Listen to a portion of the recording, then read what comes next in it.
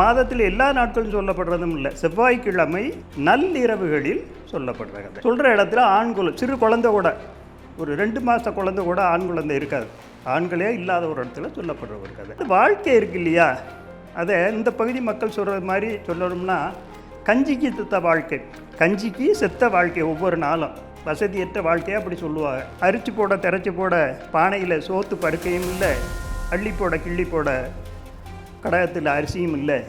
நான் என்ன செய்வேன்? இனிமேல் வர்ற தை மாதையில் ஒரு செவ்வாய்க்கிழமை என்ன நினச்சி பிள்ளையாரை பிடிச்சி வச்சு விரதம் இருந்து சாமியை கும்பிடு, நீங்கள் நல்லா வந்துடுவீங்க அப்படின்னு அந்த அவை பாட்டு சொல்கிறார். பிள்ளையாரை கும்பிடும்போது அவை பிள்ளையார் அப்படின்னு நினச்சி கும்பிடு, நீங்கள் நல்லா வந்துடுவீங்க. கும்பிடும்போது ஆண்கள் யாரும் இருக்காமல் பார்த்துக்க. கும்பிட போகையில் அண்ணமாறு வராக. அந்த லேட் நைட்டில் வேட்டையில் மான்குட்டிகள் கிடச்சது. அண்ணன் வெளியே இருந்து தட்டி இங்கிட்டு தூக்கி போட்டு, நீங்கள் இங்கேனா கொஞ்சம் நேரம் இருங்க, விடிஞ்சு வாங்க தயவு செய்து, நான் சாமி கும்பிட்றேன் அப்படிங்கிற கிளம்பிடுறாங்க. வெளியில் வந்து கதவை திறந்து பார்த்தா இந்த மான்குட்டியெல்லாம் தங்க குட்டியெல்லாம் மாறி கிடக்குது. எல்லாருக்கும் அன்பான வணக்கங்கள். நான் இப்போ ஒரு கதை சொல்ல போகிறேன். ஒரு கதை, சாதாரண கதை இல்லை. இது ஒரு 2300 வருஷங்களாக, 2200 அல்லது 2300 வருஷங்களாக சொல்லப்படுகிற கதை.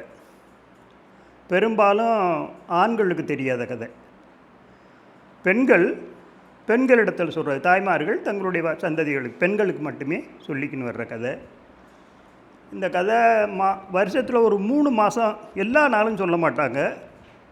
தை மாத்தையில் அல்லது மாசி மாதங்களில் அல்லது ஆடி மாதங்களில். தவறினால் தை, மறந்தால் மாசி, அசந்தால் ஆடி அப்படின்னு ஒரு உபகதை கூட உண்டு அந்த கதைக்கு. அந்த கதை எல்லா மாதத்தில் எல்லா நாட்களும் சொல்லப்படுறதும் இல்லை. செவ்வாய்க்கிழமை நள்ளிரவுகளில் சொல்லப்படுற கதை. இப்போ தை மாதமாயினும் மாசி மாதமாயினும் ஏதோ ஒரு செவ்வாய்க்கிழமை அந்த கதையை தாய்மார்கள் அவங்களுக்குள்ள சொல்லுவாங்க. சொல்கிற இடத்துல ஆண்குலம், சிறு குழந்தை கூட, ஒரு 2 மாத குழந்தை கூட ஆண் குழந்தை இருக்காது. ஆண்களே இல்லாத ஒரு இடத்துல சொல்லப்படுற ஒரு கதை, தொன்மையான கதை. இந்த கதையினுடைய நோக்கம் பிறகு உங்களுக்கே தெரியும். இந்த கதையில் மற்ற நம்ம கதைகளை போகிற பெரிய ட்விஸ்ட்டு, நல்ல மங்களகரமான ஆரம்பம் அல்லது பயமான ஆரம்பம், ட்விஸ்ட்டு, அப்புறம் சுகமான முடிவு, அந்த மாதிரிலாம் ஒன்றும் கிடையாது. இப்போ கதைக்கு நேரடியாக வந்துடுவோம். ஒரு பெரிய தலைநகரம், அங்கேருந்து மேற்கே ஒரு 10 கிலோமீட்டரில் 10 மைலில் ஒரு கிராமம். அந்த கிராமத்துலேருந்து 1 கிலோமீட்டரில் ஒரு பெருங்காடு. இந்த கிராமத்துக்கும் காட்டுக்கும் இடையில் காட்டை ஒட்டி ஒரு கூரை வீடு, மண் சுவர்கள், ஓலைக்கூரை, வீட்டை சுற்றி தட்டி போட்டிருப்பாங்க. அந்த வீட்டில் 7 அண்ணன் தம்பியை, ஞாயிறு திங்கள் செவ்வாயின்னு சொல்லுவோம் இல்லையா, அந்த மாதிரி 7 அண்ணன் தம்பியை. அந்த 7 அண்ணன் தம்பிகளுக்கும் ஒரே ஒரு தங்கச்சி, நதியை போல் கவிதையை போல் அப்படின்னு சொல்லுவாங்க. அதை நீங்கள் எதாவது கங்கை, காவிரி, வைகைன்னு கூட வச்சுக்கலாம். ஆனால் அந்த வாழ்க்கை இருக்கு இல்லையா, அதை இந்த பகுதி மக்கள் சொல்கிறது மாதிரி சொல்லணும்னா, கஞ்சிக்கு செத்த வாழ்க்கை, கஞ்சிக்கு செத்த வாழ்க்கை. ஒவ்வொரு நாளும் வசதியற்ற வாழ்க்கையை அப்படி சொல்லுவாங்க. பொசகட்ட வாழ்க்கை அப்படின்னு சொல்லுவாங்க. அப்படிப்பட்ட வாழ்க்கை. காலையில் இருக்கிற வீட்டில் கிடக்கிற கஞ்சியை குடிச்சிட்டு அண்ணமாரி 7 பேரும் காட்டுக்கு போவாங்க வேட்டைக்கு. வேட்டை உயிர்கள் ஏதாவது கிடச்சா அதை கொண்டு போய் நகரத்தில் விற்றுட்டு நெல் வாங்கிட்டு வருவாங்க. அப்படி கிடைக்கலன்னா விறகு கூட்டி கொண்டு விற்றுட்டு நெல் வாங்கிட்டு வருவாங்க. கொண்டு வர்ற நெல்லை சாயந்தரம் வருவாங்க, ராத்திரிக்கு வருவாங்க. கொண்டு வர்ற நெல்லை தங்கச்சி குந்தாணியில் போட்டு இடித்து புடைச்சி, அது கொஞ்சம் தான் தேரும், அதை கஞ்சியாக காய்ச்சுவாங்க. தொட்டுக்கிறதுக்கு பக்கத்துலேயே புளிய மரம் நின்றுச்சு, அதுலேருந்து புளிய மிஞ்சுகளை பிடுங்கி நச்சு போட்டு அதை துவையலாக தொட்டுக்கிடுவாங்க. இப்படி வாழ்க்கை ஓடிக்கினே இருக்குது. என்னையா ஒரு நாள் நமக்கு விடியல் வரும், நல்லா இருப்போம், நாங்களும் கல்யாணம் பண்ணிக்கிறோம், என் தங்கச்சியும் கல்யாணம் பண்ணுவோம் அப்படிங்கிற எண்ணத்தோடு தான் அவங்க இருக்கிறாங்க.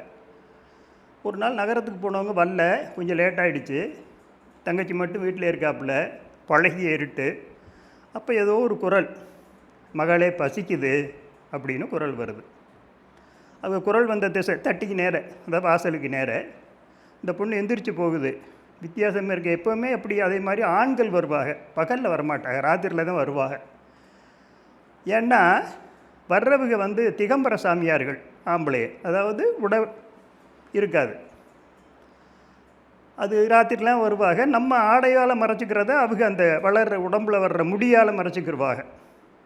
ஆனால் இப்போ வந்தது ஒரு பெண் குரல் வருது மகளேன்னு.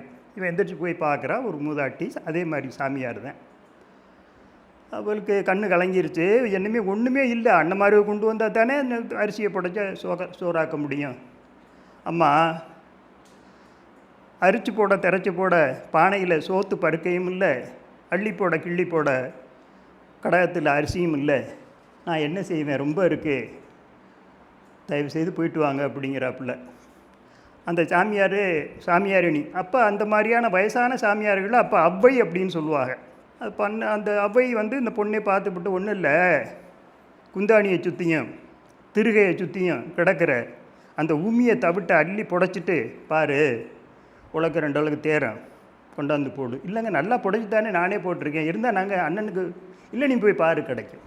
அவங்க சொன்ன அந்த வார்த்தை ஒரு வரம் மாதிரி இருந்தது. தட்டாமல் போய் புடைச்சா அதில் ஒரு உலக்கு 2 உலக்கு அரிசி வந்தது, கொண்டு போடுறா. அது நிச்சயமாக அரிசி இல்லை, நீங்கள் சொன்னதுனால தான் ஏதோ நடந்திருக்கு, வியப்பாக இருக்குன்னு அந்த பொண்ணு ஆச்சரியத்தோடு சொல்லுது. தங்கச்சி, ஒன்றும் இல்லை, நீ இனிமேல் நல்லா இருப்பி அப்படின்னு சொல்லிவிட்டு திரும்பி போனவங்க மறுபடியும் திரும்பி வந்து, நான் சொல்கிறதை செய்யி, உன் குடும்பம் நல்லா இருக்கும், இனிமே வர்ற தை மாத்தையில் ஒரு செவ்வாய்க்கிழமை என்ன நினச்சி பிள்ளையாரை பிடிச்சி வச்சு விரதம் இருந்து சாமியை கும்பிடு, நீங்கள் நல்லா வந்துடுவீங்க அப்படின்னு அந்த வைப்பாட்டி சொல்கிறார். நான் இது வரைக்கும் சாமியே கும்பிட்டது இல்லையா, அதுவும் விரதம் இருந்து நான் எப்படி பிடிப்பேன், இங்கே என்ன இருக்குது, விரதம் இருக்க, கோயில்களில் எல்லாம் விளக்கேற்றுவாங்க, தீபம் காட்டுவாங்க, சாமி கும்பிடுவாங்க, இங்கே என்ன இருக்குது, ஒன்றுமே இல்லையா என்கிட்ட. இல்லைன்னு சொன்னா தானே, நீ ஒன்று செய்யி, கிராமத்துக்கு வருவாங்க, பூக்கார வர்றாங்கல்ல, நீனு போய் ஒரு ஈரமான தட்டில் அல்ல ஈரமான சட்டியில் பூ கேளு, அவங்க போடுவாங்க உதிரிப்பூ, அப்புறம் காசு இல்லையேன்னு சொல்லி கொடுத்துரு, ஒரு 4-5 பூவாச்சும் ஒட்டும்ல, அதை எடுத்து வச்சுக்க. அதே மாதிரி எண்ணெய்க்காரர் விற்கிறவர் வந்தார்னா ஒரு சட்டியில் எண்ணெய் வாங்கு, அப்புறம் காசு இல்லைன்னு சொல்லி, உண்மையிலே காசு இல்லைன்னா இல்லைன்னு சொல்லு, அவர் திருப்பி ஊற்றின்னு தருவார்ல, அதை வலித்து ஒரு வழக்கு தானே. ஸோ இந்த மாதிரி சில வழிமுறைகள்லாம் சொல்லி கொடுக்குறாங்க.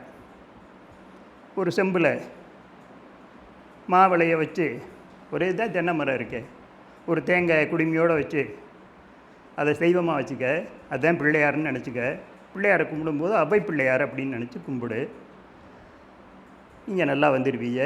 கும்பிடும்போது ஆண்கள் யாரும் இருக்காமல் பார்த்துக்க, அப்படியே உங்கள் அண்ணன்மாருக்கு வந்துட்டாலும் அண்ணன் வெளியே இருங்க, அல்லது பக்கம் பக்கத்தில் எங்கேயோ போய் இருந்துட்டு காலையில் வாங்கன்னு சொல்லு, ஒரே ஒரு நாள் தான், அவ்வை சொன்ன அண்ணன் நான் சாமி கும்பிட்றேன் அப்படின்னு சொல்கிறாப்புல. வியப்பாக இருக்குது, இருந்தாலும் பண்ணுறேன் அப்படின்னு சொல்கிறா. ஸோ அது மாதிரி அவளால் முடிஞ்ச வரைக்கும் சின்ன சின்ன சாமான்கள்லாம் சேகரிக்கிறாப்புல தங்கச்சியாரி. ஒரு தை மாதம் ஒரு செவ்வாய் இரவில் சாமி கும்பிட ஆரம்பிக்கிறான். அண்ணன்மார்கள்லாம் இல்லை, இருக்கக்கூடாதுன்னு சொல்லிட்டாப்புல. தீப்பெட்டியெல்லாம் வந்துடுச்சு, கொஞ்சம் எண்ணெய் இருக்குது, விளக்கு போட்டு விளக்கு பொருதி செம்பில் அந்த தேங்காயை வச்சு பொட்டெல்லாம் வச்சு தீபம் ஏற்ற போகிற சமயத்தில் பார்த்தா தீப்பெட்டி, இந்த பூனைக்குட்டி ஒன்று வளர்ப்பாக, அது பூனை வந்து அதில் ஒன்றுக்கு இருந்துருது. அது ஈரமாக சொதன்னு போச்சு, நனைஞ்சு போச்சு, பற்ற வைக்க முடியலை. இந்த பொண்ணுக்கு ஒன்று என்ன செய்கிறேன்னு தெரியலை. கதவை திறந்துன்னு வெளியே வந்து பார்க்குறாப்புல, தைக்க பார்க்குறாப்புல, தூரத்தில் பாதிக்காமல் வந்துடுச்சு, ரொம்ப நேரம் ஆயிடுச்சு. தூரத்தில் ஏதோ வெளிச்சம், ஏதோ தீப்பெட்டி எரியிற மாதிரி இருந்துச்சு. இப்போ 2 மரத்து மேலே ஏறி பார்க்குறா, தூரத்தில் என்னமோ வெளிச்சம் தெரியுது அப்படின்னு. ஒரு பக்கம் புங்க மரம், ஒரு பக்கம் புளிய மரம். ஏறி பார்த்தா தெரியுது வெளிச்சம். அப்புறம் இறங்கி அப்படியே போகிறா, போய் எடுத்துக்கின்னு வருவோம் அப்படின்ட்டு போகிறா. போனால் அது சுடுகாடு. அங்கே பார்த்தா எரிஞ்சிக்கிட்டு இருக்கு, ஒரே ஒரு கட்டையை மட்டும் உருவுறா. இந்த பக்கத்தில் பாடை நொறுங்கி கிடக்கு, தண்ணி கொண்டு போன முட்டியும் நெருப்பு கொண்டு போன சட்டியும் அக்கினி கொண்டு போன சட்டியும் உடஞ்சி கிடக்கு. அதெல்லாம் பார்த்துட்டு அந்த கொல்லிக்கட்டையை மட்டும் ஒன்று உருவிக்கணும், ஊதி பற்ற வைக்கலாம்னு திரும்பும்போது இந்த பாடையும் இந்த கொல்லிக்கட்டையும் தீ கொண்டு வந்த அந்த சட்டியும் தண்ணி கொண்டு வந்த அந்த சட்டியெல்லாம் பேசுதுங்க. தங்கச்சி நீ அவைச்சாமி தானே கும்பிட போகிற, எங்களையும் நினச்சிக்க, எங்களையும் நினச்சி கும்பிடு அப்படின்னு. அந்த சாமியார் என்ன ஒரு வழிமுறை சொல்லியிருந்தா எப்படிப்பட்டு போயிடுச்சு சொல்கிறேன். அன்னமாருக்கு தினமும் கொண்டு வர்ற நெல்லில் அகங்கையால் ஒரு கையும் புறங்கையால் ஒரு கையும் அள்ளி ஒரு கையும் கிள்ளி ஒரு கையுமாக ஒரு 10-15 நாளைக்கு சேர்த்துரு, அவங்களுக்கு தெரியாமலே. அப்போ கொஞ்சம் நெல் சேரும். அதை அவங்க எல்லா சமயத்தில் அந்த நெல்லை ஏறு பொழுதில் காய வச்சு இறங்கு பொழுதில் அதை எடுத்து குந்தாணியில் போட்டு குத்தி புடைச்சி அரிசி ஆக்கி திருகையில் போட்டு திரித்து மாவாக பிணைஞ்சு வச்சுக்க. அதில் கொலக்கட்டை பிடிஞ்சி அதுதான் படையல் அப்படின்னு வச்சுக்க அப்படின்னு சொல்லியிருந்தாங்க அந்த சாமியார். இப்போ அந்த கொல்லிக்கட்டை எடுத்துகிட்டு வரல இதெல்லாம் பேசுதுங்க. நீ தான் கொலக்கட்டை பிடிக்க போறியல்ல, எங்களையும் கொலக்கட்டை மாதிரி பிடிச்சி வச்சு அதில் நினச்சிக்கினேன் கும்பிடு அப்படின்னு ரிக்வெஸ்ட் பண்ணுதுங்க. சரின்னு இதுக்கெல்லாம் நினச்சிக்கினே வாரா. வரும்போது இந்த மரம் ஏறி நின்ன மரம் புங்க மரமும் புளிய மரம்னு சொல்லுது. எங்களுக்கு இதில் பங்குண்டு தானே, அப்போ எங்களையும் கொஞ்சம் நினைக்கக்கூடாதா? இப்போ ஒரு புளியங்குலையும் புங்கங்குலையும் பிடிச்சிக்கின்னு வீட்டுக்கு வராப்பில் பற்ற வைக்கிறாப்புல முறைப்படி அவங்க சொன்ன மாதிரியெல்லாம் இது பண்ணி வகை வகையாக பாடை மாதிரி ஒரு கொலக்கட்டை, கொஞ்சம் சட்டி மாதிரி முட்டி மாதிரி அந்த பிணை எரித்த கம்பு மாதிரி அப்படியெல்லாம் போட்டு கொலக்கட்டையெல்லாம் பிடிச்சி சாமியை கும்பிட்டு ரொம்ப லேட்டாகிடுது அதில் இதெல்லாம் செய்கிறதுக்கு. அப்போ கும்பிட்டுக்கின்ற கையில் கும்பிட போகையில் இவங்க அண்ணமாரு வராங்க. அந்த லேட் நைட்டில் தங்கச்சி இப்போ தாத்தா நாங்கள் வந்து சேர்றோம். ஏன்னா ரொம்ப தூரம் ஒரு 10-15 கிலோமீட்டர் நடக்கணும் இல்லையா. இப்போ தாத்தா வரோம்னா அண்ணே இங்கே வராதிய வெளியே தானே நில்லுங்க அப்படிங்க. இல்லைத்தா நாங்கள் கொண்டு போன இன்றைக்கி விறகு கொண்டு போகல, வேட்டையில் மான்குட்டிகள் கிடச்சது, ஆனால் அங்கே யாரும் வாங்கலை, அதனால் குட்டிகளை திருப்பி கொண்டு வந்திருக்கோம் அப்படின்னு சொல்கிறாங்க. அண்ணன் வெளியே இருந்து தட்டி இங்கிட்டு தூக்கி போட்டு நீங்கள் எங்கன்னா கொஞ்சம் நேரம் இருங்க, விடிஞ்சு வாங்க தயவு செய்து, நான் சாமி கும்பிட்றேன் அப்படிங்கிற கிளம்பிடுறாங்க. இப்போ சாமியை கும்பிட்டு வெளியில் வந்து கதவை திறந்து பார்த்தா இந்த மான்குட்டியெல்லாம் தங்க குட்டியெல்லாம் மாறி கிடக்குது. ஸோ அவளுக்கு ஒரே வியப்பு. ஒரு 2-3 குட்டி அது எல்லாமே தங்கமாக உயிரற்ற ஒரு பொருளாக தங்கமாக கிடக்குது. அண்ணமாரும் வராக. அதுக்குள்ளேயும் இப்போ எல்லாத்தையும் சாப்பிட்டா யாருக்கும் தெரியாமல் அந்த படையெல்லாம் சாப்பிடுவாள். அந்த குடும்பங்கள் மிகப்பெரிய வசதி வாய்ப்பு உள்ள வீடாக மாறுது. 7 அண்ணன் தம்பிகளும் மாட மாளிகைகளை கட்டிக்கிறாங்க. அன்னைக்கிலேயே தங்கச்சிக்கு கல்யாணத்துக்கு சரியான வரனை பார்க்குறாங்க. அப்போ அந்த நாட்டினுடைய ராசா, அந்த நகரத்தில் தான் அந்த ராசா அரண்மனை, அந்த நாட்டினுடைய ராசா தன்னுடைய படைவட்டாங்க கூட இந்த காட்டுக்கு வேட்டைக்கு வராரு. வேட்டை போயிட்டு நல்ல வெயிலில் களைச்சி இந்த வீட்டுக்கு வராரு. யார்த்தா வீட்டில் கொஞ்சம் தண்ணி தாங்க அப்படின்னு குடிக்க. இப்போ வந்து பார்க்குறா ராஜாவும் ராஜாவுடைய படைப்பட்டாலும் மந்திரி படைகள்லாம் இருக்காங்க. இப்போ ஒரு சொம்பில் மோரை கலந்துக்கின்னு வந்து கொடுக்குறாப்புல, தயிரை கலந்து மோராக்கி கொடுக்குறாப்புல. அரசர் குடித்து, மந்திரியை குடித்து, சேனாதிபதிகள் குடித்து, படை வீரர்கள் குடித்து, அப்பவும் அந்த செம்பில் இருக்க தண்ணியும் குறையலை. இவளுக்கு வியப்பாக இருக்குது, ராசாவுக்கும் வியப்பாக இருக்குது. கேட்குறாரு, உனக்கிட்ட என்ன அந்த வலிமை எப்படி இருக்குது? நீங்கள் இந்த இடத்துல எல்லாம் வீடுகள்லாம் இல்லை, எத்தனை மாளிகைகள் எப்படி வந்தது? உங்களுக்கு எப்படி இந்த வசதி கிடைச்சது? நீ யார்? நீ கொடுத்த தண்ணியை நான் என்ன கையிலேருந்து நீ மறுபடியும் வாங்கலை, இவ்வளவு மோர் வந்துக்கினே இருக்குது. ஸோ சொல்கிறா தன்னுடைய அந்த பூசை, அந்த பூசையினால் ஏற்பட்ட மகிமை, சந்தித்த சாமியாரினி அந்த ஏற்பட்ட மகிமை எல்லாத்தையும் சொல்லி சொன்னோடனே ராசாவுக்கு இவ்வளோ பிடிச்சிருக்கு, அவருடைய அழகு பிடிச்சிருக்கு, அறிவு பிடிச்சிருக்கு, அந்த பக்தி பிடிச்சிருக்கு. இப்போவும் கும்பிட்டுக்கின்னு தான் இருக்கிறேன் அப்படிங்கிறா. அண்ணமாரு வந்தோடனே காத்திருந்து பொண்ணு பேசி முடித்து கல்யாணம் பண்ணிக்கிட்டு போகிறார். போகும்போது அந்நியர்கிட்ட சொல்கிறா, அத்தாச்சிமார்கள்ட்ட 7 பேர்கிட்டையும், அத்தாச்சி இதை மறந்துடாமல் நீங்கள் வருஷம் ஏதாவது தை மாதமோ மாசி மாதமோ அல்லது ஆடி மாதமோ சாமியை கும்பிடணும், கும்பிடாமல் இருந்துடாதீங்க, இழிவுபடுத்தாதீங்க. இந்த கொலக்கட்டையிலாம் உப்பெல்லாம் போடக்கூடாது, சுவையற்று இருக்குது அப்படின்னு நினச்சி சாப்பிடாமல் இருந்துடாதீங்க. வருஷத்துக்கு ஒரு தானே, பக்தியோட நம்பிக்கையோடு கும்பிடுங்க அப்படின்னு சொல்லி கொடுத்துட்டுலாம் போவாள்.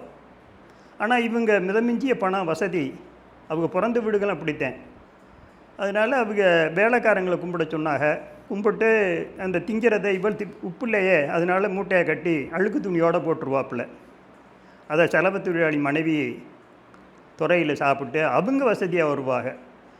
இந்த இழிவுபடுத்தப்பட்ட உடனே அந்த குடும்பங்கள்லாம் கொஞ்சம் கொஞ்சமாக நொடிக்க ஆரம்பிக்குது. வீடுகள் தான் இருக்கே தவிர மற்ற எல்லாமே நொடிச்சிருச்சு.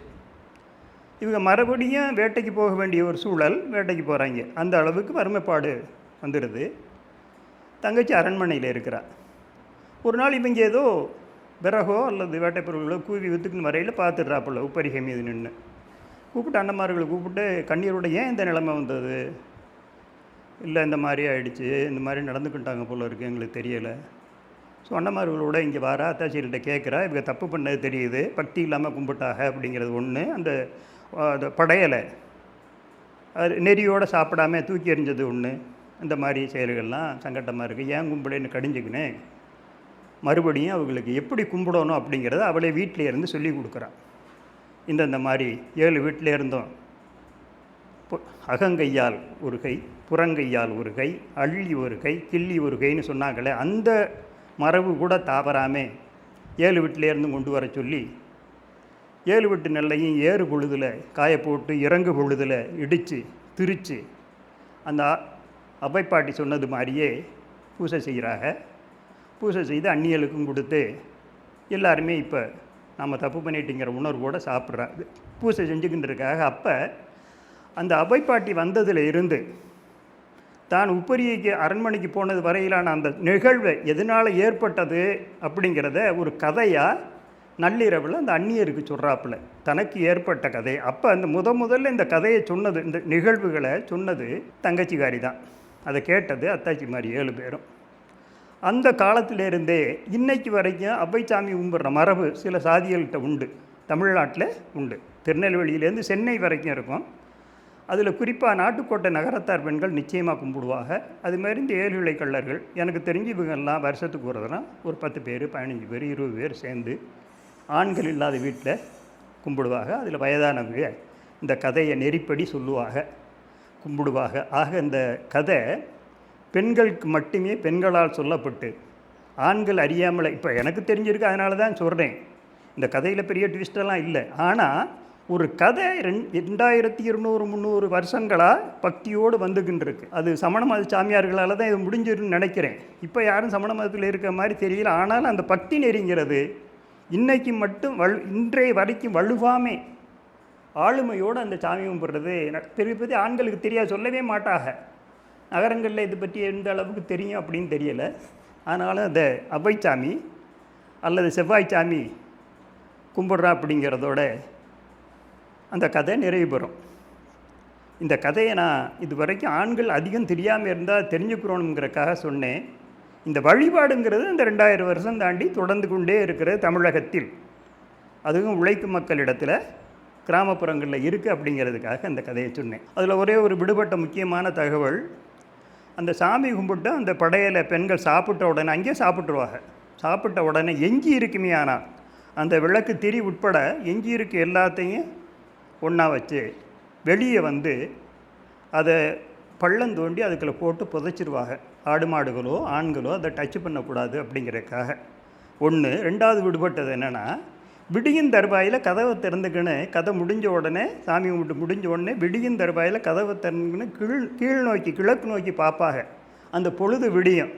ஸோ இந்த விடியலை போல் நம்மளுக்கும் விடியல் ஏற்படும் அப்படிங்கிற நம்பிக்கையோடு உள்ளே போயிட்டு மறுபடியும் சுத்தம் பண்ணி மறுபடியும் கும்பிட்டு வெளியே வருவாங்க.